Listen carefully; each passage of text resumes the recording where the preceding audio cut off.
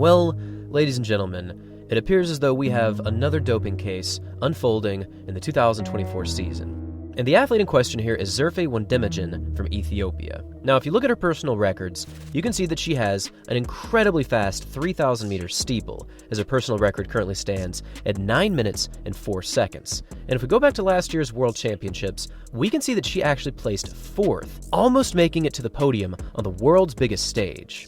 This is a very impressive performance, but when we take a closer look at what was going on during that time, it does appear as though a lot of questionable actions were going down. So during this time, multiple blood and urine samples were taken, and it does appear as though EPO was found.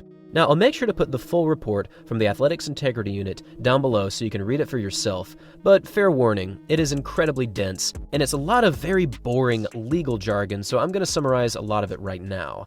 Now, what happened is that during the World Championship season, she tested positive multiple times for EPO and also testosterone. But the very weird part comes when her doctor enters the picture. So after testing positive and being informed by the Athletics Integrity Unit, her doctor steps in and basically tries to make up some very, very weird excuses. So for the EPO, he said that she suffered from an acute kidney infection and it required a thorough EPO injection in order to save her life. Now, if this actually did happen, I am very happy that she did in fact get the treatment that she needed, and it's also great that she did not pass away from this potential tragedy. But the issue here is that in the Athletics Integrity Report, they didn't even mention a single medical record that actually included this situation. With something so serious, there would have to be a medical record showcasing what happened. At least that's what I've seen a lot of times in the past from the AIU and their reporting. But there was just no backup information. They just had to take the doctor's word in this situation. Of course, this is a very troubling issue, because with a near-death experience, you would really think that there would be actual documentation that they could showcase to prove their point, but that was never offered to the AIU. This really makes me think that this was just an elaborate story created to cover up the potential EPO use. And in another strange twist to the story, he also shared the fact that she never took any testosterone whatsoever, and that was also something that showed up in her results. Now, I do want to give the benefit of the doubt to this athlete here, because if they did in fact suffer a near-death experience, that is crazy. But given the information from the AIU, it is fair to say that there is a high likelihood that this did not happen. Now, because of this, the AIU has banned her for 5 years from 2023 towards the end of 2028. And this will mean that she will not only miss the Paris Olympics this season, but the Los Angeles Olympics in 2028.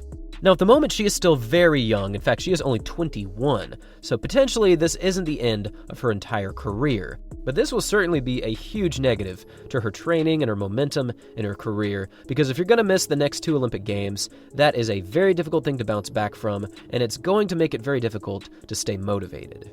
Now, at the very end of this report, she did accept the fact that this was a violation, so they actually lessened her ruling by 1 year. So instead of 2029, it's been lessened to 2028. But an important thing to note here is that she never outright admitted that she intentionally doped or intentionally used EPO or testosterone. This is the typical practice for the Athletics Integrity Unit, because if you do outright accept your punishment, or if you outright admit it, they are typically able to lessen the punishment by a year or maybe 2 or 3 years.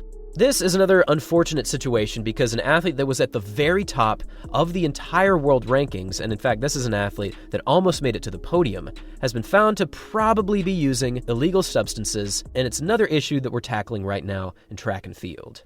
And now I want to hear from all of you. What do you think about this unfolding situation? What do you think about the times that she ran last season? And what do you think about the sport in an overall perspective? I would love to hear your thoughts on what percentage of athletes you think use performance-enhancing drugs to enhance their running. Thanks for watching, everyone. And as always, until next time.